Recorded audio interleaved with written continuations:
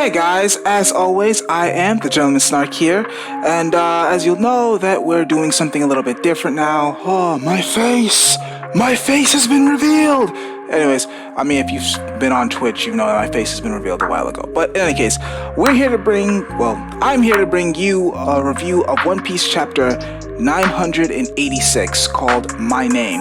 So before we get into that, if you like this video and you probably enjoy this new setting feature with me showing my face, maybe this will continue, maybe it won't, who knows. But by all means, please be sure to like, comment, and subscribe. We would greatly appreciate that. Now, without further ado, let's just dive right into this chapter. So this chapter immediately opens up with the whole aftermath between the fight between Okiku and Kanjuro, and we're pretty much sure that Kanjuro's dead. He's down for the count, he's bloodied, he's dead. It's donezo. So probably wish we could have spent more time on that fight. Maybe that would have been a little bit better. Who knows, really? Who knows? But it was very quick, it was very in a flash. We only seen like snippets from the last chapter, not much of anything to really go on to see what really happened. All we see is the aftermath, and Okiku and the rest of the Scabbards, they pretty much won. Next we see both Kinemon and Denjiro. They managed to walk up and they see the aftermath.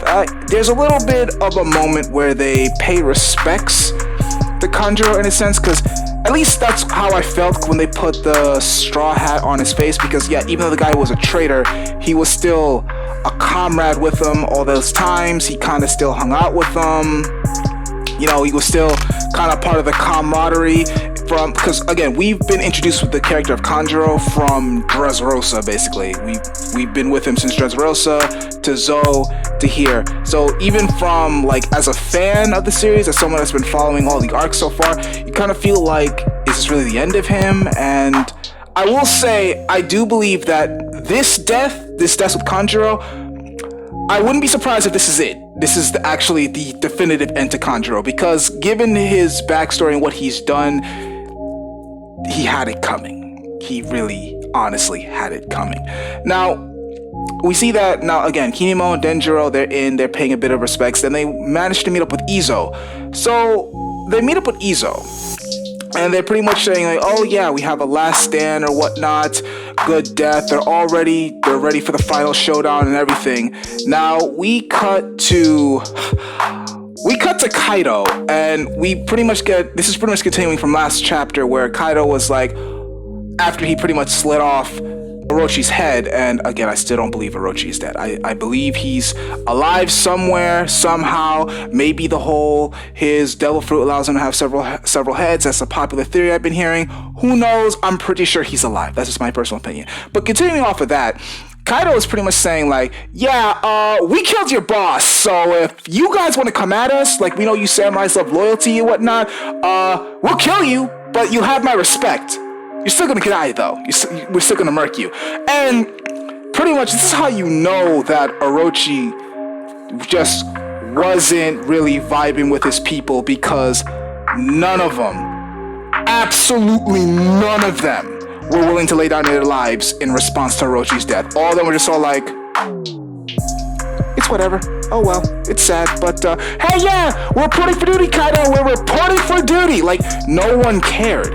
Nobody cared. To the point where even Boss Higuro, even he was a little bit insulted. He felt like, do you guys have no warrior's code? Do you not have like warrior's pride? Like, you're not gonna avenge your fallen shogun, your fallen lord? Like, no, all down by the wayside. And that really kind of speaks to Orochi's leadership as when he was the shogun and kind of took over the country, because let's be real, he did not give a damn about Wano whatsoever. He did not care.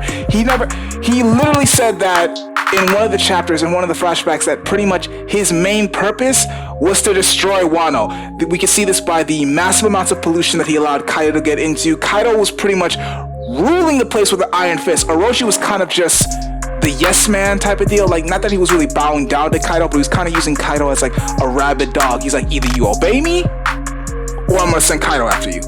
And because of that kind of leadership, we never really see him take a very proactive or responsible role, much like how Odin would. this is just a result of faulty leadership. Like, nobody wants to get behind him, nobody wants to sacrifice their life or whatnot, because if you think of it in this aspect, let's be real, let's say, different character, let's say Luffy was the one that happened to have died by Kaido's hand. I guarantee you there would be several people that would be willing to fight for Luffy, to fight for revenge. And let's not even use Luffy. Let's use Odin, because Odin, we actually saw that already. When Odin died, look at this. There's literally a coup to pretty much have revenge for Odin, sacrificing his death, all that kind of stuff. There's revenge for Odin because people acknowledged Odin. They saw his leadership. They actually trusted Odin. They believed in him. And when their leader was gone, they want revenge. That's where the Warriors Code kept in. So it's a nice, good contrast that we see both between Odin's leadership and then Orochi's leadership, because when Orochi dies, nobody cares. But when Odin died, everybody cared. At least the red scabbards, they were all willing to lay down their lives. But this just goes to see that Orochi, he really was not a good shogun. He wasn't a good leader. No, everybody kind of just followed him, I guess, in name only. They were pretty much just following him because either out of fear, because they know Kaido would whoop that ass, or just out of the money, power, and status that came off of serving Orochi. So you really get to see the differences in leadership there, and this kind of cemented that, yeah, Orochi wasn't anything to talk about whatsoever. So again, we see that Nami, Carrot, and the rest of them, they got captured, but apparently Shinobu is still out and about. So hopefully, not sure what she can probably do, not sure what she's looking for. Maybe she's trying to find a way to steal Momonosuke or whatnot. No idea there. This part I really do like. This part of the chapter that I really do like. The conversation between Kaido and Momonosuke. And we got some very big character development there. And the character development that we've seen was pretty much Momonosuke, at the end of the day, he may not be able to exactly live up to his father in terms of how they act and how they go about things, but at the end of the day, he really made it clear that he is still Odin's son. He made that very clear. He's like, I am Momonosuke, I am the son of Odin and Toki. So I really like how Kaido was just like, yeah, you never answered me back then, so all you need to do is just, if you don't want to die, tell me you're somebody else and I'll let you go. Just tell me you're somebody else, I'll let you go. I'll even apologize for the misunderstanding. All you have to do is just say something else. And this is, again, another part of where we see the dichotomy, because, again, if you were to see Orochi in those shoes, if Orochi was in those shoes, I guarantee you he would have been like, oh, I'm not Orochi. Oh, no, hell no, I'm not Orochi. I'm some other dude you fought off the street. But with Momonosuke, again, it really solidifies that, yes, he is indeed Odin's son. There is absolutely no doubt, no mistake. He literally just swallowed and just said, I am Momonosuke. I will become the next shogun. It really goes to show, and it goes so far where I think that Kaido, in a sense, it felt like Kaido was kind of testing him in a sense, because in the beginning we saw how the samurais were like, look, if you're willing to die for your master, I totally respect it, you have my praise, but none of them did it. And now that we see that Momonosuke was literally the complete opposite of Orochi's men, he was like, no, I'm willing to die to tell you who exactly I am. I will not renounce my heritage. I am who I am. I am the son of Odin. And again, I really love that. It's some good character development. It shows that Momonosuke, he's really willing to take a stand. Like, we've seen this before with his few interactions between Luffy, that, yeah, he's not really a crybearer. He's willing to take a stand. But this kind of solidified that he literally was staring death in the face. Like, death was eyeing him in the face. And he immediately was just like, no, I'm Momonosuke. I'm going to be the shogun. I am the son of Odin. There's nothing you could say that's going to change my mind. Absolutely nothing you can say. And again, love that, boss. It really showed off Momonosuke's character and how far he's come. I really feel like Kaido, in a sense, was kind of testing him. Yeah, he was trying to give him a way out, because I also feel like in this chapter, we get to see a little bit of Kaido's compassion. Not too much, but a bit of his compassion to show that he isn't exactly this big, great warmongering monster that people like make him out to be. Granted, he is, because he's still trying to conquer the world. He's still trying to get the One Piece and start a huge world war. So let's not forget that, yes, he is still a battle-crazy, warmongering monster. But there's a nice to see that he has a little bit of soft side to him, because he was just like, all right, killing a kid is a little bit too much. So I'll give him a leeway. So, all right, kid. Tell me you're not this kid. Tell me you're not Momonosuke. Tell me you're not the son of Odin or Toki. I'll let you go. And Momonosuke just took that and threw it right in his face, and he said, no, I am Momonosuke. I will be the next shogun, and there's nothing you can do to stop me. So again, I really love that character. I really, really did enjoy that moment, but then we go back to Luffy and Yamato, and so I guess I don't think they'll see Prism handcuffs anymore. I think it's pretty much confirmed that those were just the similar bomb handcuffs that we saw that were attached to Sanji during the whole Whole Cake Island. I'm pretty sure that's confirmed by now. I'm kind of questioning as to how Kaido even got those on Yamato, especially with Yamato being very strong, because don't get me wrong, I'm pretty sure that, especially now that we know it's not Sea Stone, because if it was Sea Stone cuffs, Luffy would have got a little bit weaker the moment he touched them. That didn't happen. So again, those weren't Sea Stone. Whether or not Yamato's a Devil Fruit user is still remain to be seen. I'm pretty sure that she is. I'm pretty sure she's a Devil Fruit user. We just she hasn't really seen the need to use her powers yet. I'm speculating, who knows? So yeah, so obviously my theory in the last chapter in terms of that maybe Yamato is already stronger than Kaido and the whole Sea Stone cuffs were just to kind of keep her weaker, keep her in her place. It's looking a little weak now. I'm not gonna lie, it's looking a little bit weak now. But again, I still like the moment. Luffy pretty much got rid of those handcuffs, no problem. Like, so this shows that Luffy's mastery of Rio has really come a long way, because again, he just did it simply, no problem. It looked like there was just no effort to it whatsoever. He just went, yoink! That's it. So again, I really like that moment because it shows that, yes, when Luffy's getting into his fight between Kaido or whoever big opponent he fights in this arc, he's not the same Luffy that started off when he first fought Kaido. He's definitely has grown in strength and in skill. So I do like that. Other than that, while Luffy and Yamato are running, all the king's horses and all the king's men are pretty much trying to stop them, which is hilarious. And then we see Usopp on the bottom half of the Frankie Shogun trying to just run there to get to the execution stage. Like, everybody is there to try and save Momonosuke. Like, everyone just pulled all their resources and decide, okay, Momo needs help, we need to go save Momo. I do like, though, that in the background we still see that Kid, Zoro, and Law are still kind of going off about their own thing, because it's obviously Zoro and Kid are still in the castle fighting off all the people that Luffy just dipped at because he met Yamato. Law is still elsewhere, not sure where he is, but we know that he's with Beppo. So is he also on his way to the execution? Because towards the end of the chapter we don't see that Law made it to the execution, so I'm not sure. Did he go there? Did he make it?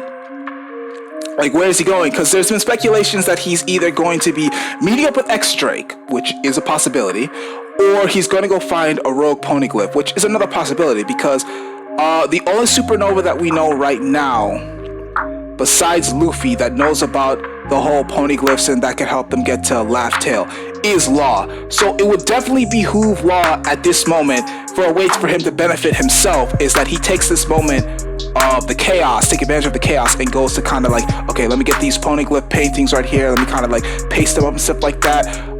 If that is his game plan, my only question is, how is he going to read them? Because to our knowledge, we don't know if Law has any way to kind of read them. So at the end of the day, if he gets them, chances are he's going to give it to the Straw Hats, because again, Robin's the only one that can understand and read them, and it'd be more like a quid pro quo type of thing. So that way, if the Straw Hats get the information, he gets the information as well, because, you know, he gave it. So that's a potential thing right there. Not sure if that's what Law actually is doing. Maybe he could just be going for a one-on-one with X-Drake, which, if Law gets a fight, like a serious fight in this arc, can we see it this time? Because the last fight that he had, which was supposedly pretty epic, was him against Basil Hawkins, and that was off-screen, and I was very disappointed by that. Like, why did you off-screen that fight? Come on now. So off into the ending of the chapter, which was really interesting, was when, because Luffy took off those handcuffs, a big explosion happened. So when the big explosion happened, Luffy and Yamato kind of land in there badass style, but then Luffy's like, okay, but we're not the ones going to start the war. And out of nowhere, Kaido looks behind him, and the entire Red Scabbards pretty much just go up there and start stabbing him, along with the leaders of the Minks, because even Jack was all like, wait, why are the leader of the Mink tribes here? Wait, where did all these people come from? Didn't we ice y'all fools already? Like, where'd y'all come from? So definitely had a big element of surprise there. I do love that. So in essence, their plan did work, but let me just call it like it is. Kaido ain't done. Like, what? Like, let's see, like, what, 4, maybe 5 people came at him with swords. 1, like, maybe 2 happened to have actually stabbed him. Like, let's be real.